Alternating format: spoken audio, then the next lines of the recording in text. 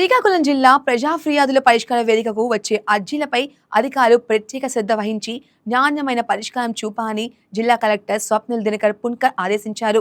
సోమవారం జిల్లా పరిషత్ సమావేశ మందిరంలో నిర్వహించిన గ్రీవెన్స్ కార్యక్రమంలో ఆయన పాల్గొని బాధితుల నుండి వినతులు స్వీకరించారు. సమస్యల పరిష్కారంలో కాలయాపన చేయకుండా అర్జీదారులకు సంతృప్తి కలిగేలా నిర్ణీత గడువులోకే చర్యలు తీసుకోవాలని స్పష్టం చేశారు. ఈ సందర్భంగా సాయంత్రం 5:15 గంటల వరకు ఆన్లైన్ ద్వారా జిల్లా వ్యాప్తంగా మొత్తం 116 ఫిర్యాదులు నమోదయ్యాయి. ఈ వినతుల్లో అత్యధికంగా రెవెన్యూ శాఖకు సంబంధించి 28 అర్జీలు రాగా, సెల్ఫ్ విభాగంలో 26, పంచాయతీ రాజ్ శాఖకు 14, మున్సిపల్ అడ్మినిస్ట్రేషన్ పరిధిలో 10 వినతులు అందాయని తెలిపారు.